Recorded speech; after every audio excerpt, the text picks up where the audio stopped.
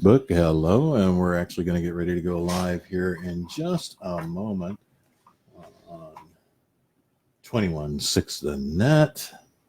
Let's pump this up, and in just a few minutes, just less than a minute, we'll be getting ready to go live here. So if you're joining us, hanging in there, come and sit down, talk with us a bit, and we're going to have another happy morning here.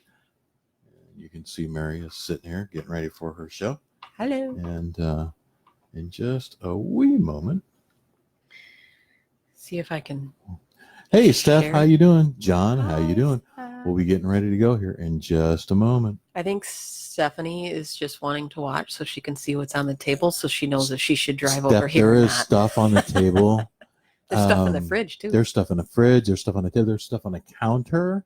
I think you're going to absolutely be thrilled at what we have as a substitute for our show later this afternoon. So, but here we're getting ready to go live. I'm just waiting for Steph has left so she can. So then she's driving over here for food. That's funny.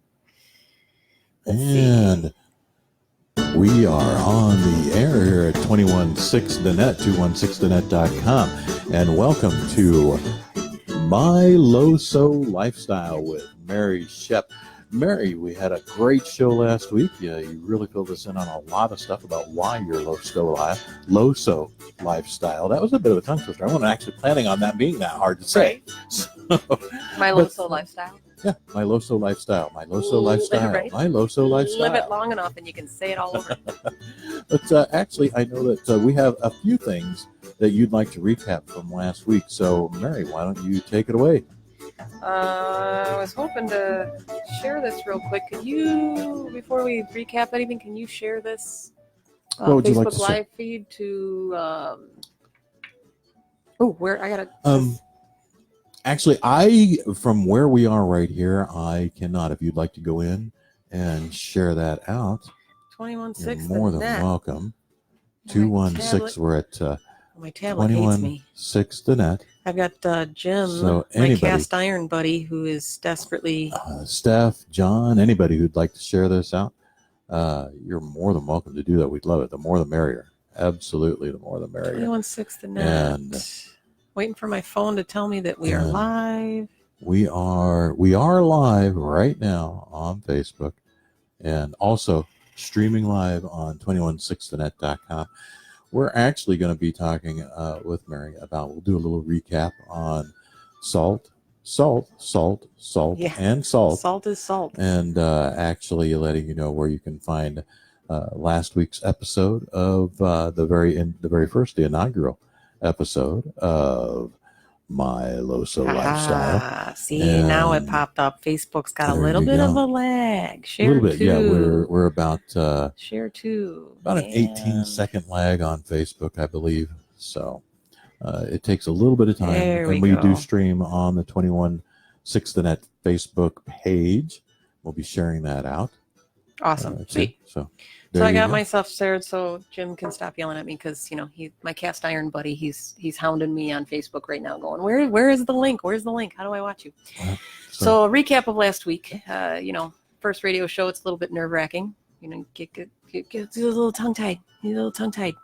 So of all of the questions that I know how to answer is what is salt? I know salt. I've lived salt. I breathe it every day, avoid it as much as possible. And I say that the chemical compound of salt is NaCI.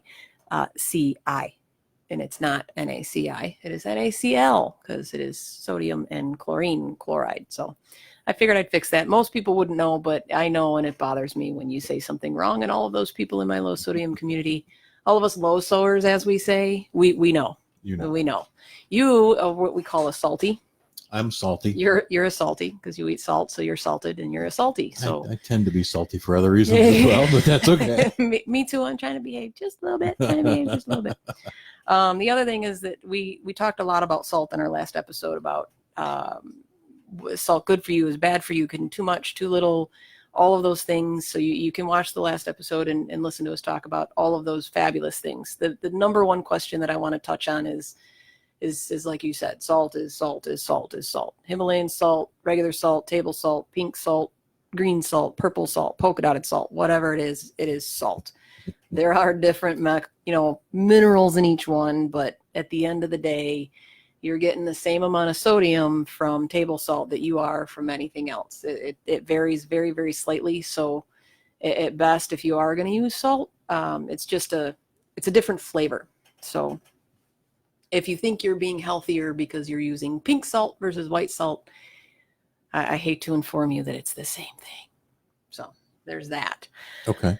And you can find all that on my page at My Loso Lifestyle.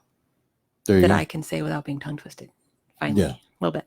Well, you're doing you've had, I think, a little bit more practice than I had. So a little bit, I did not expect that. So no. But at My Loso Lifestyle on Facebook, and that'll get you right to the page. Yeah, one of these centuries, I'll have my website up, and I'm slowly adding my recipes to my page. So just be patient with me because I only have so many hours in the day. So, hey Alex, how you doing? I'm slowly getting them all up there. There's a lot of recipes. I have about 187 recipes of my own. So each time I take a picture, I try and do my best to upload it, but a lot of them are variations of different recipes. So I use a lot of my wine sauce the same time. I use my pasta sauces and spaghetti sauces. It's the same base over and over. So I'll touch on that. There is some stuff there that I posted that is just a couple charts that I got straight from, the FDA that shows the sodium content in different fruits and different vegetables and things like that, just to kind of help people out, because sometimes they don't make it the easiest to find. So Someone needs a cookbook. Hey man, you know how much work goes into a cookbook? It's a labor of love. I'm sure that Jim, who wrote his cast iron book, can relate that it's not just putting words and pictures on paper. There's a lot that goes to it. But yes, if you would like to sponsor me, Alex, you can sponsor me, and I will gladly write your cookbook for you in a heartbeat. And there's a pitch right there for you. So, Denise, good morning. Denise Pritchard. Oh, hi, Denise. I love you. Little shout out here, little free advertising. In my coffee cup, I know you can't see what it is in there, but it's there's a local coffee roaster called Bezos Coffee. I think Bezos means kisses, which is the most adorable thing. Fabulous people. They make incredible coffee. It's not like a coffee shop. It's just where you can go to Bezos, their website, and you can order their coffee. But my husband and I are coffee snobs, and they had gifted me some coffee for having them do a showcase, and so we made some cold brew out of it. So that's what I'm drinking this morning is Bezos cold brew. I believe it's an Ethiopian blend, which is fantastic. So thank you, Bezos. Which goes good with those cookies, by the way. Just an FYI. I know you can't have carbs, but sorry. I'm tempted this morning, man. That's just a little nibble, like a little mouse. Why don't you just tell everybody I know we got a lot to get to. You have a lot to get to, but why don't you tell everybody what's sitting on the table here? It looks really good. So the cookies look pretty plain because they're meant to be. They are my cookie base. So it is a sugar cookie, and you can put anything you want into it. So normal cookies have anywhere from 100 milligrams all the way up to 350 milligrams of sodium per cookie. And it's all because the baking soda. Baking soda is bisodium carbonate. It's really high in sodium. So it's also, if you look at the back of the baking soda, it's per eighth of a teaspoon. There is not a recipe on the planet that calls for an eighth of a teaspoon of baking soda. And at 150 milligrams for an eighth of a teaspoon, when you have to use a teaspoon and a half or 2 teaspoons per recipe, you need to times that eighth of a teaspoon times 12 or 16 at 135, 150, 100 whatever milligrams to get into your recipe. It's a lot. And then on top of that, most recipes call for a teaspoon or 2 of salt to make them flavorful. So there you can get low sodium, both baking soda and baking powder products to significantly reduce that. And then of course you just don't put the teaspoon of salt in it, and it helps out. These ones specifically, I added some pumpkin spice too, and some cinnamon. So it's kind of like a snickerdoodle, which is my favorite cookie, which is why I make them very often. This one just happens to have pumpkin spice. Jen, who will eventually listen to this, I'm sure, is one of my very, very good friends. I made her some for her birthday last night. Well, this is her birthday month. But we went to dinner last night and I made her some cookies, and she loves chocolate. So I put one little tiny chocolate chip in the middle of the cookie and made it a Jen cookie, because it's enough chocolate to make her happy without having enough chocolate to make you fat. So this is a big cookie with one little tiny chocolate chip in it. But see, I don't think that's how most people eat chocolate. No, but which is evidenced by my shake. It makes you feel good though when you get a little chocolate nip and only one little tiny piece. The other thing is they're called egg muffins. Super easy to make, and we'll talk about those here in a couple minutes. But all right, they're very tasty. My husband and I had a couple of them this morning, so they didn't all make it here. That's all right. Yeah, I'm actually. You said I could actually eat those. Those are they're not. There's no flour. There's no sugar. It's just eggs and onions and stuff like that, and cheese. But cheese is low carb. So good. Yeah. Good stuff. So cool. Well, what's next? So a lot of people are terrified of meal prep. They think that you need to be organized. You got to be, on the ball about everything, and you got to be a planner, and you got to be OCD. You got to be one of those people to meal prep, and you really don't. Everybody tends to eat the same things. You're either your pasta eaters, your steak eaters, your potato eaters, your vegetable eaters. You make the same, 6, maybe 10 meals, or different variations of them over and over and over. Spaghetti, masticcioli, lasagna, stuffed noodles. It's all pasta. Yeah. So when you take a second to write down the meals that you consistently have, you can prep them in advance. So if you use a lot of I use diced onions almost all the time because my wine sauce, it's diced onions, garlic, and wine reduced. And if you take that and then add cream, or you add broth, or you even add water, you now have a sauce. You can add red sauce, you can add anything, and it's just that base. So I have a huge bag of onions in my refrigerator drawer, the crisper drawer, just ready to go. Right, at any time. And then you can freeze them fantastically. All vegetables, a couple of them have different ways to freeze them. Like onions, you can just chop them up and throw them in there. Do you use like a food processor, or like the little thing you throw them in? And I don't. No? I have all of those gadgets. Truth be told, I don't use any of them. Really? No? I have an onion chopper thing. My sister swears by it. She loves it, and I get it. She loves it, and she uses it all the time. You put something in it, you raise the little lever, and you chop it, and it makes perfect dice. I cook so much that I just need a knife. Give me a knife and a cutting board, and just about any chef is going to tell you that, where it's just as easy and it's less cleanup. I just got to clean a knife. Okay, yeah. Versus scraping little bits out of the tiny bits of cut in the little things, and then you got a food processor that's got 16 different bits to it and blades that doesn't fit in the dishwasher, and you got to wash it and you got to do whatever. So I tend to use just a knife and a cutting board. Things like zucchini, a lot of times with slimier foods, okra, you got to blanch it. So you chop it up and you throw it in boiling water for 45 seconds, literally 45 seconds. Take it out, throw in an ice bath, and it stops the cooking. It keeps the color, keeps them green. You ever wonder why you get Chinese food or Cantonese food? And when you cook broccoli, it turns brown. Yeah. You go to a Cantonese restaurant, you're like, how are you have cooked broccoli and it is bright green? You're convinced that they have alien juice that they're sprinkling all over it to make it stay green. But see, then also it's like, what is that, al dente, or it's crisp. It's not mushy. It's not, it's cooked, but yeah. I don't like firm vegetables. When I didn't used to, but I do now. I want my broccoli, I want it soft. You want baby food? If it's cooked. You want baby food?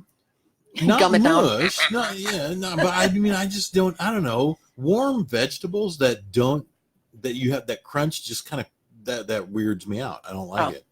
I'll take fresh broccoli and I'll like dip that and like fresh cauliflower and like baby carrots, and that's about the extent of my appreciation. Well, I like peas. I love peas. But see, my wife gets irritated because I classify anything that is yellow as a vegetable. I don't care what it is. If it's yellow, it's a vegetable. That's and funny. so, if I need extra vegetables and if I were eating carbs, I'd say, well, I'll go ahead and take a serving of mac and cheese. And that counts as vegetables to me because it's yellow. She gets very irritated with that. See, I would put acorn squash in your macaroni and cheese and slip something in there for you. She might do. She's tried slipping like spinach and such in things. Or peas and macaroni and cheese. Peas. I'll put peas in anything. I love peas. I like peas. She does not like peas. I like peas and carrots. I'm sorry. I digress. We're way off subject here. So let's get back on. New show about what Mary and Pete like to eat.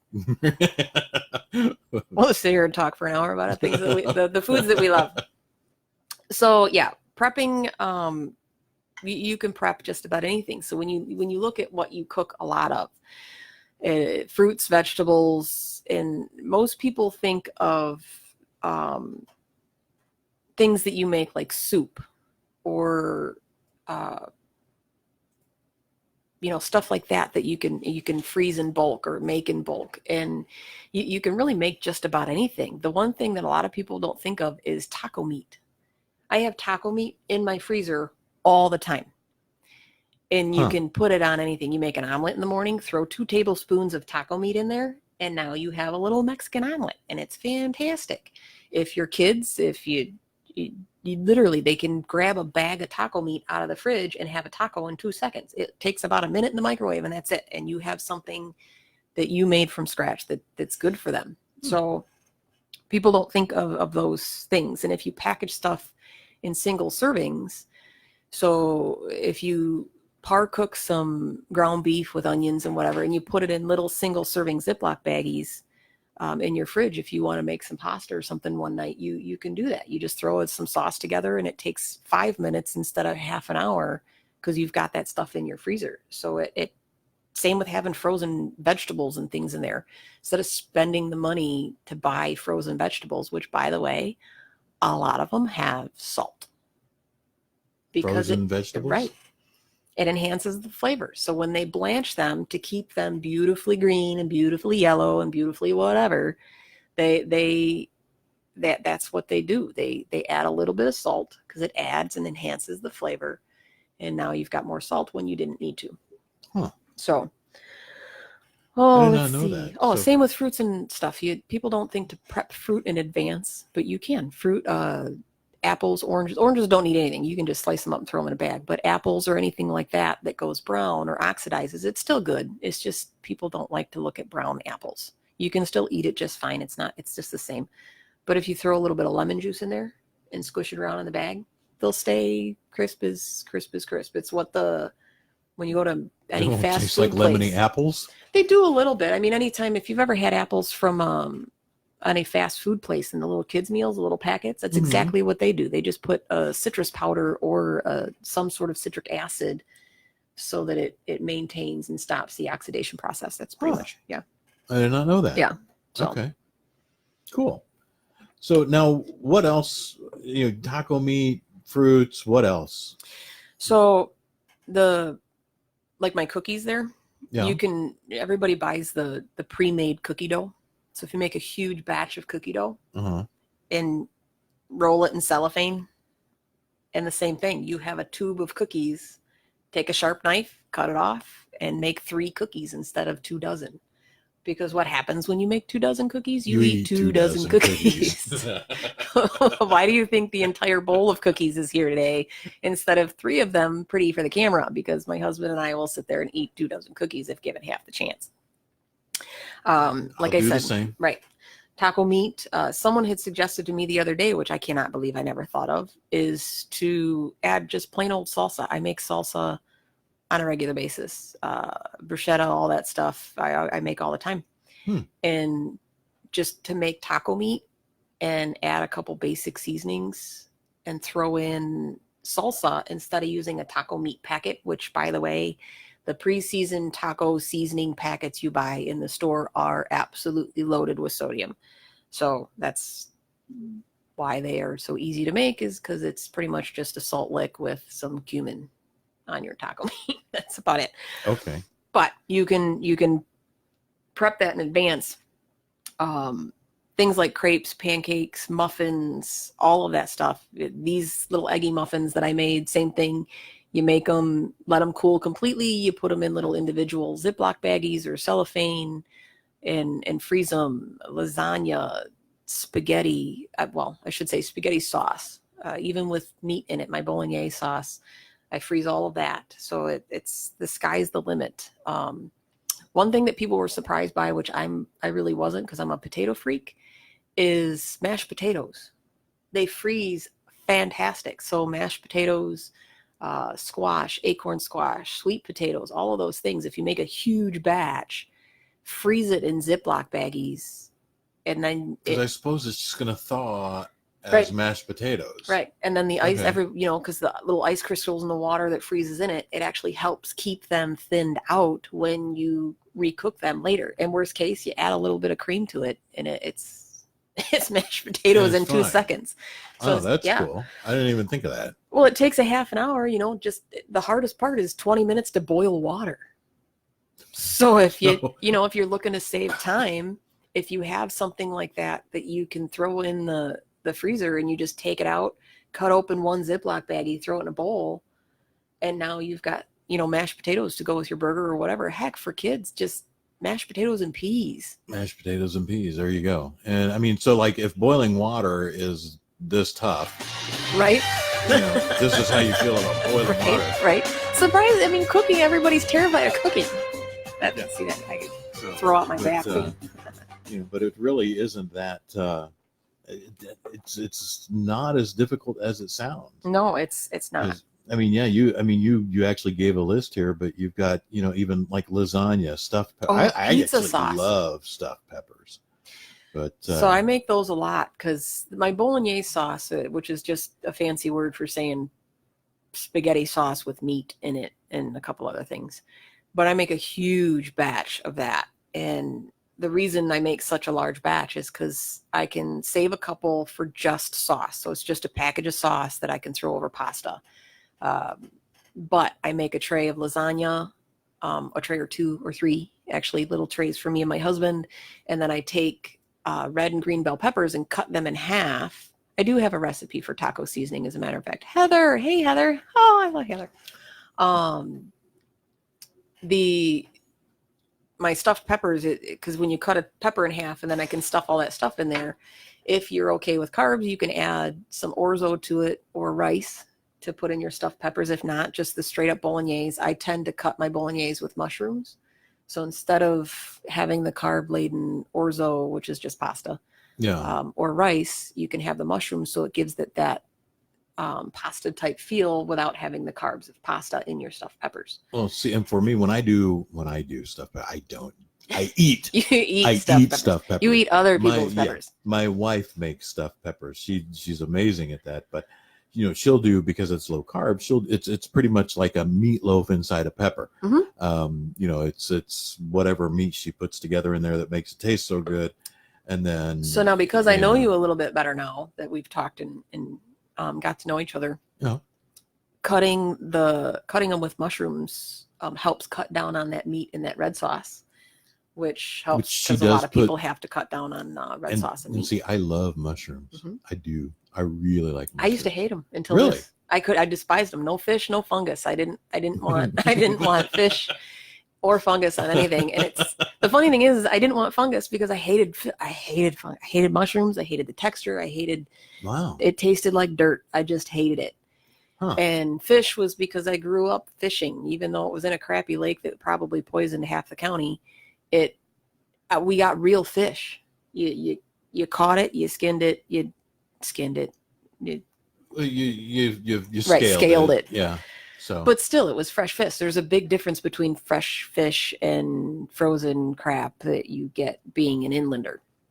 Well, see, I don't like fish either. I'm right there with you on fish. If it's fresh, I love it. When my friends go fishing out at the lake or whatever, they come back with fresh caught fish. That's a totally different story. But if it's not, I don't want soggy, gross, smelly fish. It just is off-putting.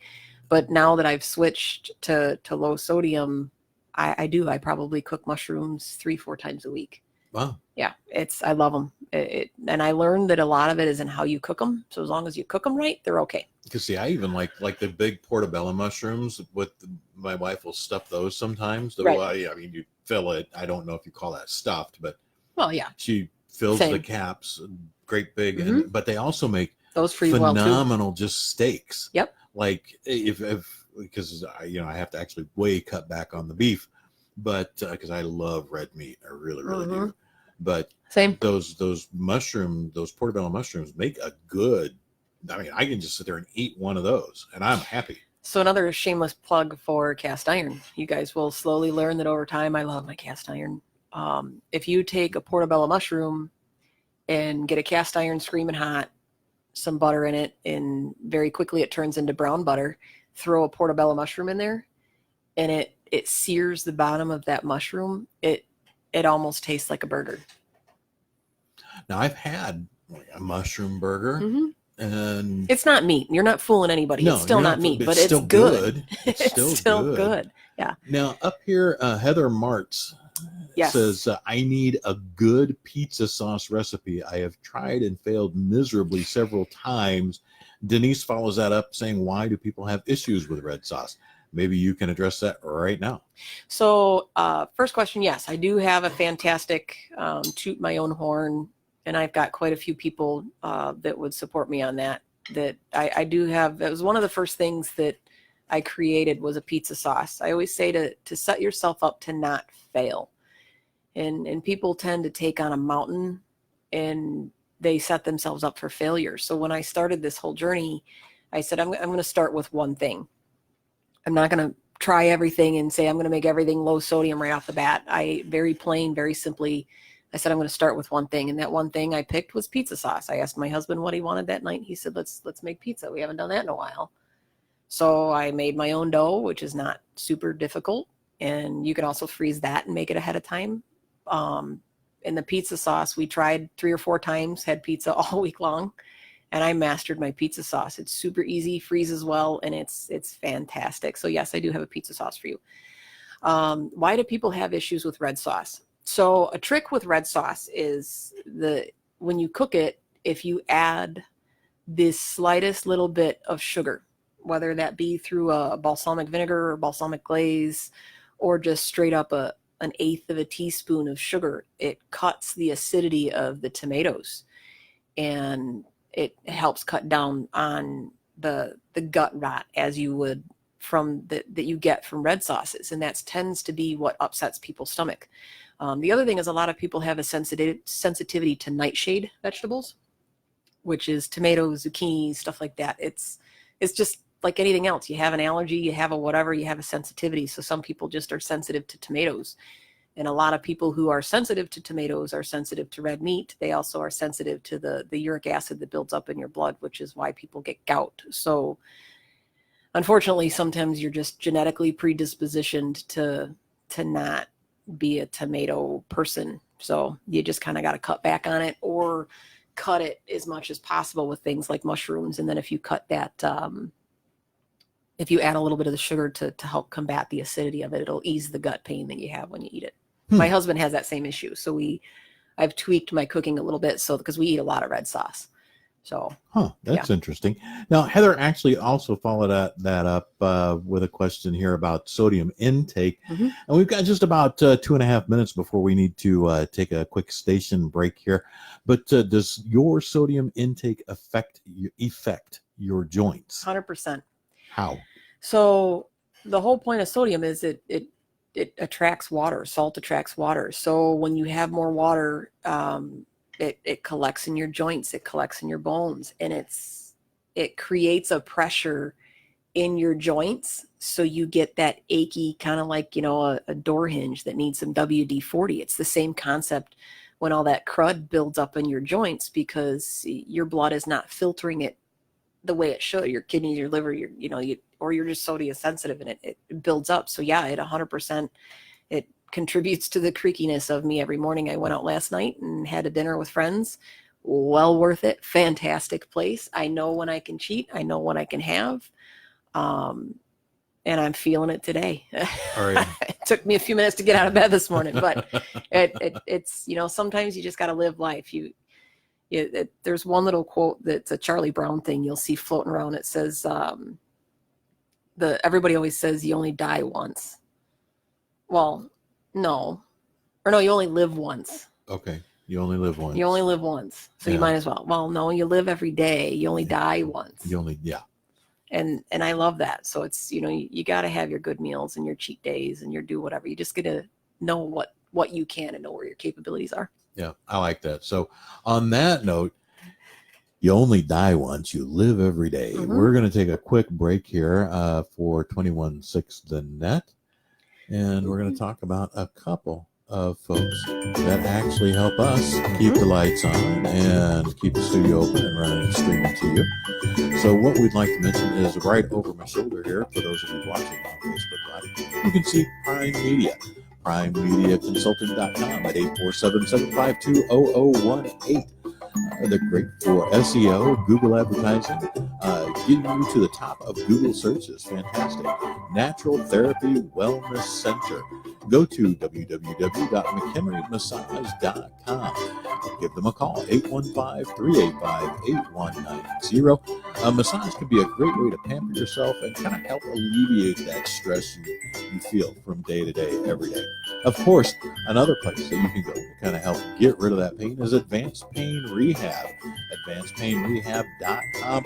Give them a call, 224-623-1599. Again, that's 224-623-1599.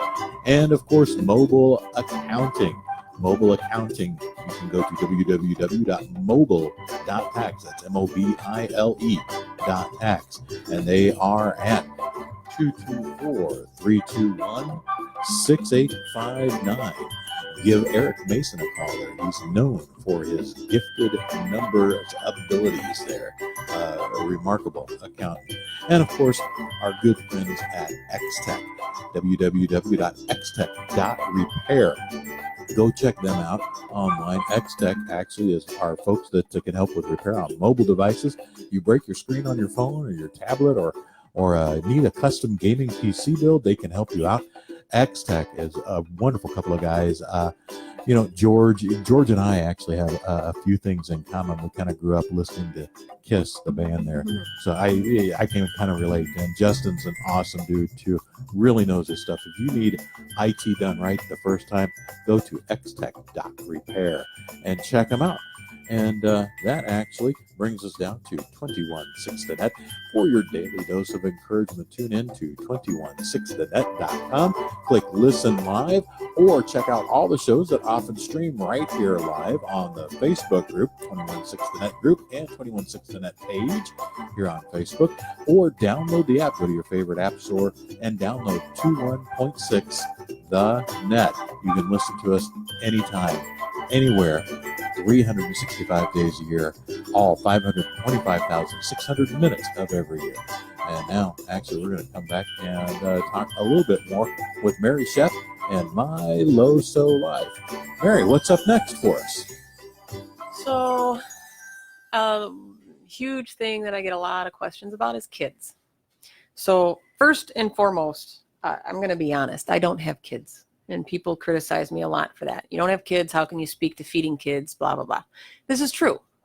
I don't have kids, and I don't know the trials and tribulations necessarily of feeding a picky eater in the home at the time. But I imagine it's common knowledge that kids eat. They do. And I know a lot about food, and I know a lot about the palate and how it affects your palate and all of those different things. And I've had a fair amount of experience with children. So it's just because I don't have them doesn't mean I've never touched one.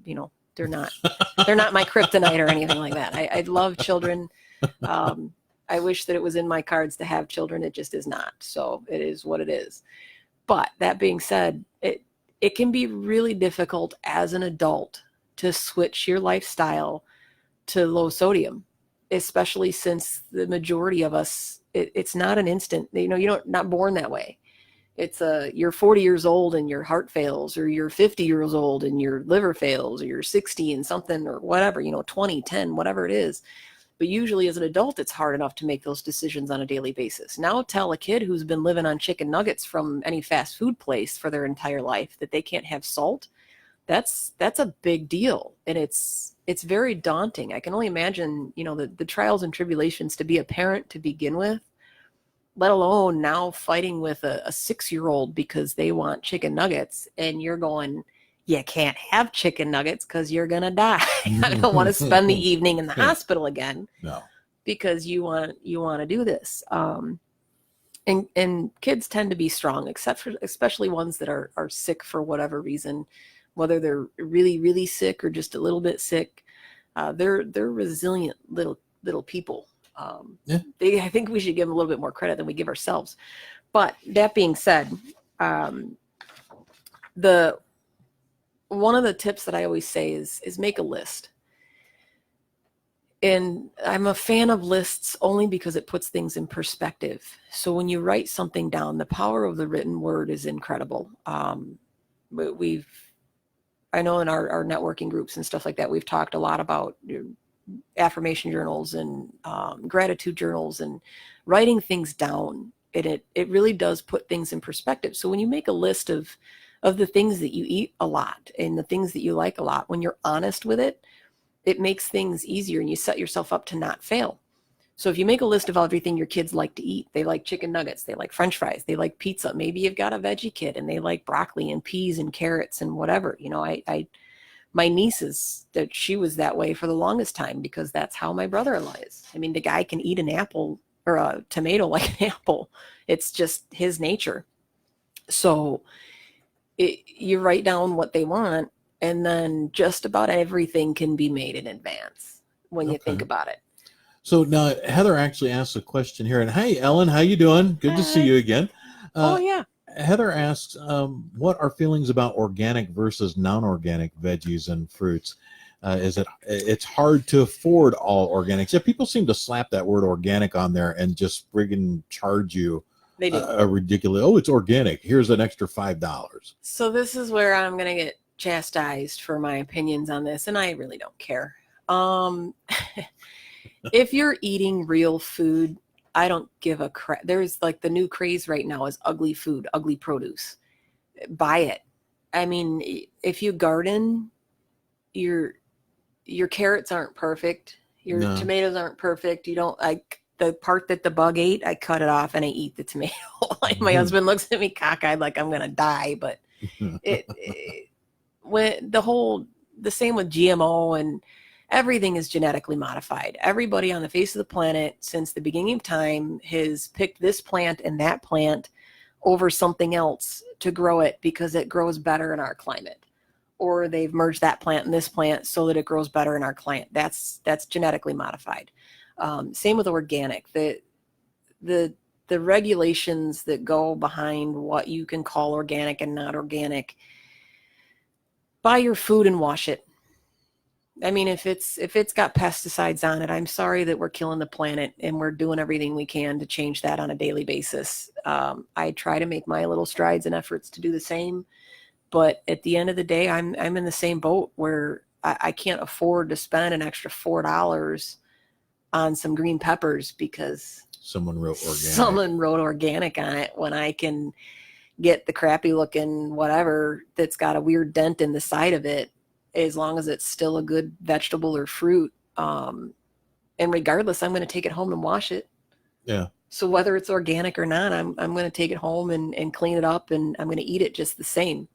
Meat, on the other hand, I don't necessarily care whether it says organic or not. I care where it comes from. So I tend to get a lot of my protein, and I will pay more for it through a butcher. Really? Mostly because I know my butcher. I walk in there, they know my name, and they treat me well. Anytime I ask them, is there a brine on your pork? Is there a brine on your chicken? Where does it come from? They can tell me what farm it comes from. They can tell me where it came from. They can tell me what's in it, what's not in it. And I trust them. So I know that the animals are treated well in the life that they had before that they ended up on my plate. So I could care less if they tell me that their cows are grass-fed or organic or lived on rice and peas or whatever. Like, let a cow be a cow and treat it nice and don't beat the crap out of it before you take its life for our purposes. So organic, I could really care less if it's organic. I don't think that it's necessary. Okay. Food is food. Good food's good food. Eat the real stuff and not the crap.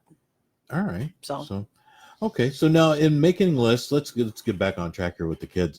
We've got lists: chicken fingers, eggs, tacos, pancakes, French fries, pasta, pizza, French fries. I'm gonna back that truck up a bit. We talked. You love potatoes because there's not actually a lot of salt in potatoes, but we all load fries with salt. But I will tell you this: I was shocked yesterday. My wife actually picked up an air fryer. Mm-hmm. I'm like, okay, this is just, it's not going to taste another the same. Tool on your counter. Yeah, I know. Yeah. Well, I mean, she did it because she's doing much more low fat stuff. Right. And they are fantastic. I was surprised. The fries came, I thought, okay, how is air going to fry something? Yep. They came out crispy. They were not dry. They were good. Yeah. I was surprised.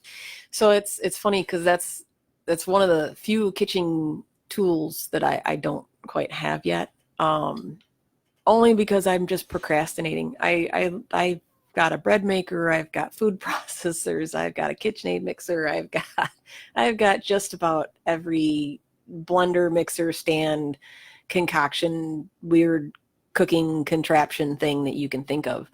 But I'm really close to getting an air fryer, mostly for the French fries.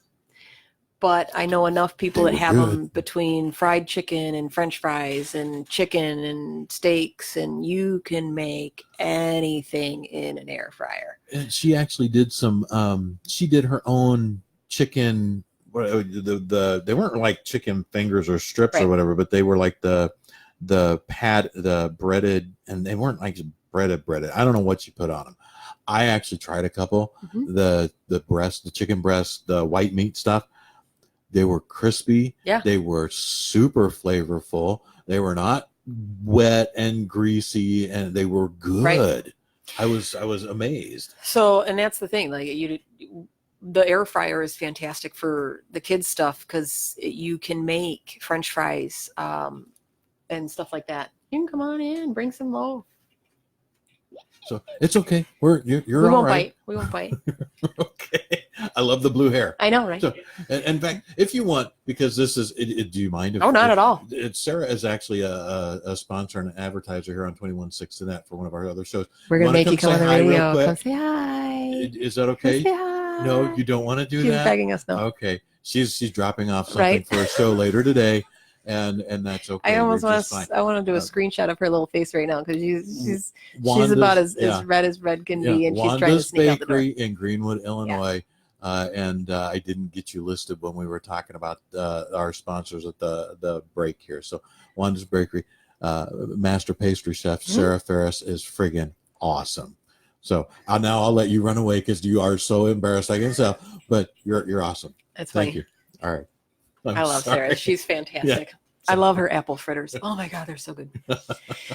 So yeah, no, air fryers are great, especially if you have kids, because you can do panko breaded chicken. You can do, and I will be posting a bunch of different kid friendly recipes on my Facebook page, where chicken fingers, the egg muffins that we have here, because kids love that kind of stuff and they can get involved in it. When you let them get involved in it, it makes a huge difference. So, and a lot of people know that when you let kids pick their foods, and a friend of mine, her son just loves baking. He loves to be in the kitchen. He loves experimenting with it. So when all they got to do is beat some eggs, and then they get to add. So if you have that stuff prepped, and they get to pick what they want to put in there. So if you've got, diced peppers and onions and cheese, and if all they want to put in there is cheese, then fine. They get to whip up some eggs. They get to put the little cheese in, put it in a little muffin tin, and throw it in the oven. And you don't need a frying pan. You don't need grease. You don't need anything. You just bake it for 20 minutes. Is that what those are over there? Right. That's what those are. So I've got ones there with sun-dried tomatoes and salami. There's some that have onions and garlic, or like I said, you just put cheese in it and leave it with just cheese, or whatever your kid, olives, pickles. I don't care what your kid, chocolate, but kids are weird. They like the weirdest things. And if they want to put chocolate chips in their eggs, let them put chocolate chips in their eggs and discover that that's gross. Or and of course they're really like they might, and then you're going to deal with chocolate eggs for a while. But so kids take a while. Anybody takes a while. It takes quite a few times for somebody to try something for their palate to change. Mm-hmm. And so with kids, it's called exposure, and studies have been done that you need to have like a dozen different exposure points for a kid to accept a food as something that they like. And exposure doesn't mean you have to have a kid try an egg a dozen times for them to like eggs.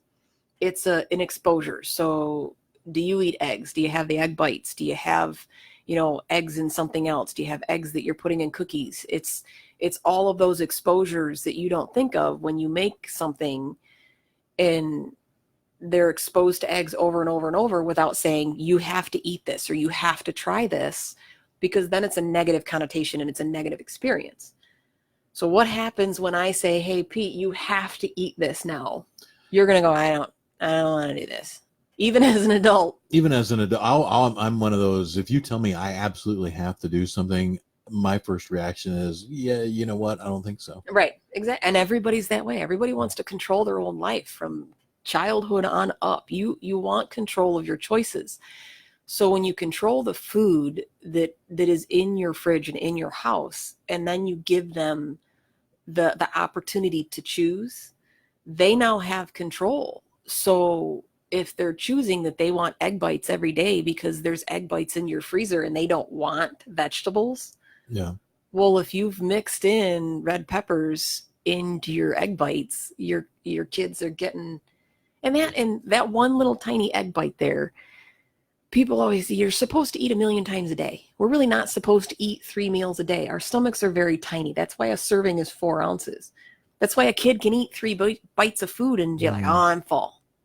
And then 2 hours later, they're full. So is it because you don't want to feed your kid every 2 hours, or, you want to just shove 8 million pounds of food down their throat? And it's hard to learn to eat that way. Right. One of the reasons I am shaped the way I am, and a lot of it has gone away since the first of the year, but one of the reasons I'm shaped the way I am is because I generally eat once a day.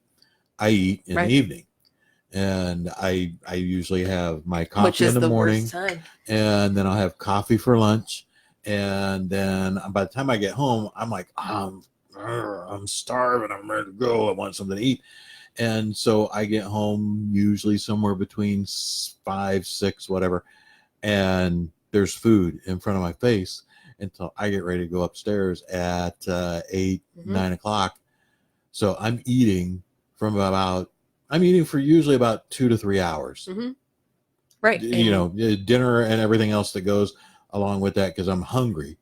And when you snack all day long, so one of my big saving graces was dark chocolate covered almonds.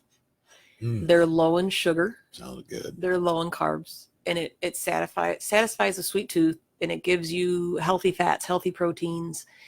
And it's a nice little snack. So I would always keep chocolate covered almonds around so that I had something to snack on throughout the day. But I found that when I eat little bits all day long, and it's the same with kids, they want to eat every couple hours because they're only supposed to eat little tiny bits. So when you keep those healthy options available for them, so even French fries or waffles or pancakes or crepes, especially crepes, because when I freeze those, and my friends that have kids and their kids would come over, they can put whatever they want in it. They smear peanut butter and jelly on it and roll it up, and they have a peanut butter and jelly tube, and it's the greatest little snack. And you can control, how good or bad something is for them. And it doesn't matter, because if they want the same thing all the time, if it's something you made in your fridge, they've got the freedom to choose. So they're happy. They fight less. And you've got, healthy choices for your kids. And it's when you try new stuff, as long as you have one of those options. And I go to the egg bites a lot because a lot of kids like those. You can put so many different things, and especially when you put cheese and stuff. I'm actually going to try one of those because they're tasty. Well, they're tasty, and you said they're low carb, so they are. I'm going to try one of those. Fairly low. I mean, it's eggs and salami. You know what? Yeah, and that's low enough for me. Yeah, there's no flour, there's no sugar added. Yeah. There's none of that stuff. So it's about as good as you're going to get. But I go to those because I mean, kids like those kinds of things. And even if it's French fries, if they're real potatoes, then, you know, you can let them have real potatoes. It's still a healthy snack, especially if you have an air fryer and it's not laden in grease. Then if you're going to introduce something else and you say your kid doesn't like peas. I had a friend of mine years ago, and sadly he's no longer with us. His son, Jeremy, despised tomatoes. He hated tomatoes. My husband and I, the whole back side of our garage, we just let this cherry tomato plant grow wild. And it was just, there was no cages, no nothing. It was just 16 feet of cherry tomato plant. And every time I walk by, I'd pick off a cherry tomato and brush it off and just throw it in my mouth because there's no pesticides, no nothing. It's my tomatoes. Yeah. And so every time he'd come over, I hate tomatoes. All right, whatever. I didn't ask you to eat them. So, okay. And then his sister, after a while, she's like, I want to try one. Sure, pick one.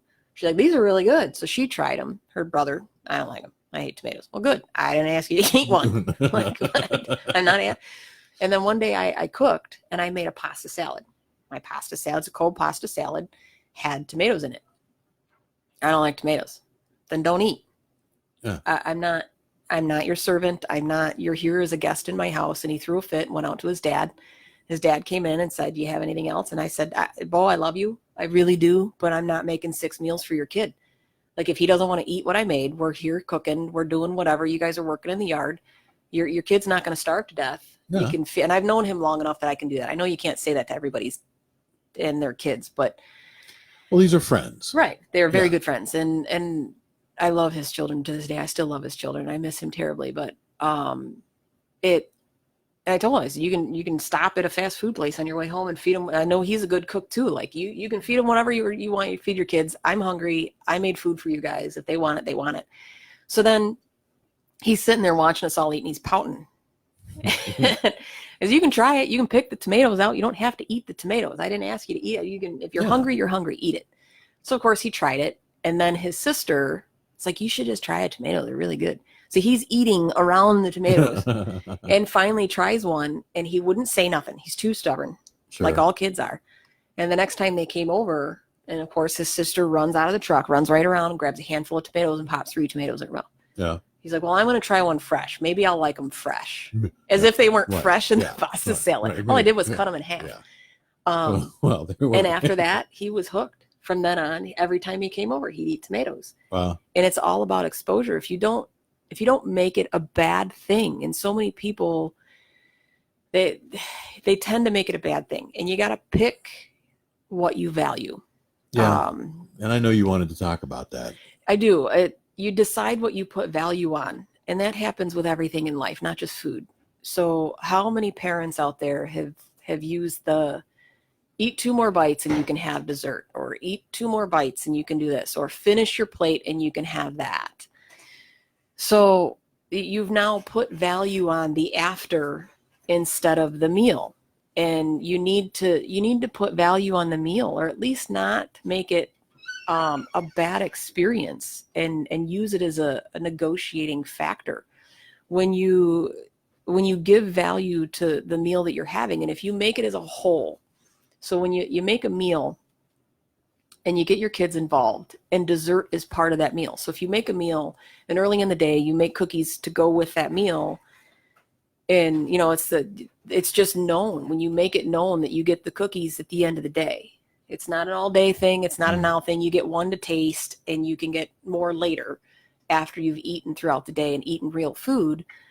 When they get to participate in the entire event of all of it, and their choices are their own, and they get to pick, and you have, like I said, you keep healthy choices in the house, and even not necessarily healthy choices. You can have the splurges and the things like the chocolate covered almonds and cookies and stuff like that.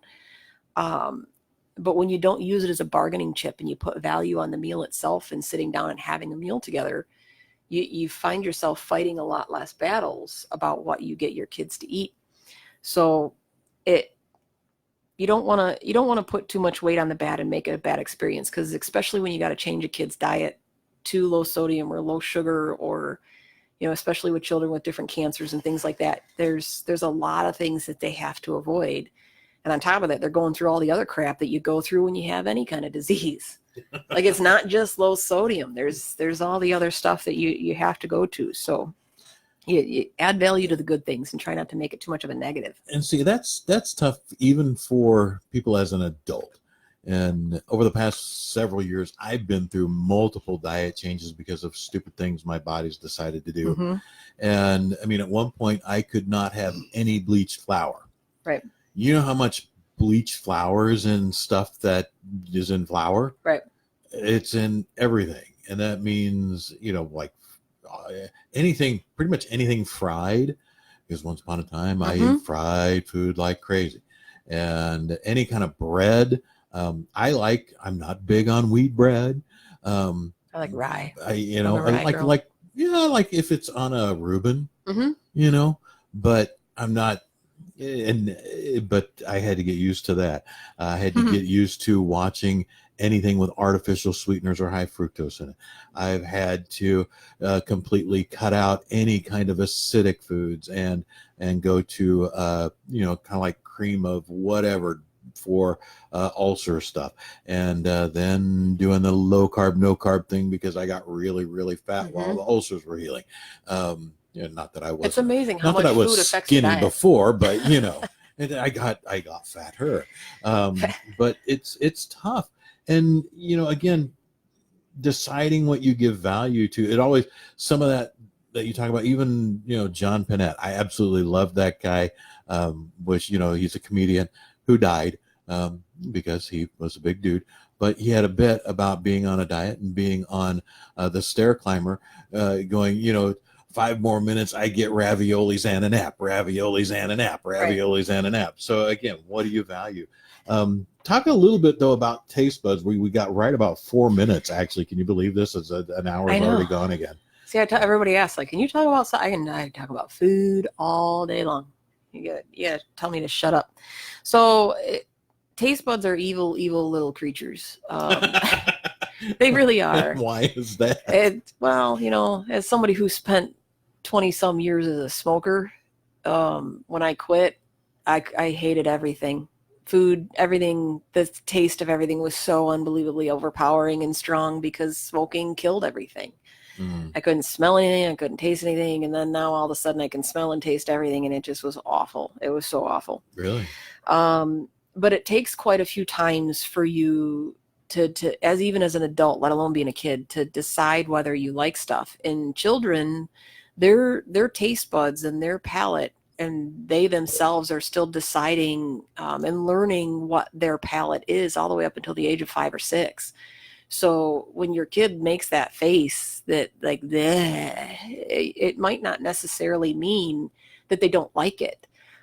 It could, and it probably does, but it doesn't necessarily mean that. It just means that it's a shocking flavor. It's kind of like the first time, actually one of the guys that works for me, never in his life has he had a pickle. Oh, I forgot the pickles. I made you pickles. I forgot the pickles. Oh, really? Sorry. Oh, maybe next time. So I couldn't believe actually. He never had pickles. Who has never had pickles, or at least tried pickles on a burger, on anything? He's never had a pickle. So I love pickles, and it's coveted in the low sodium world because pickles are salted. So I made him try a pickle, and he looked like a 4-year-old that just bleh.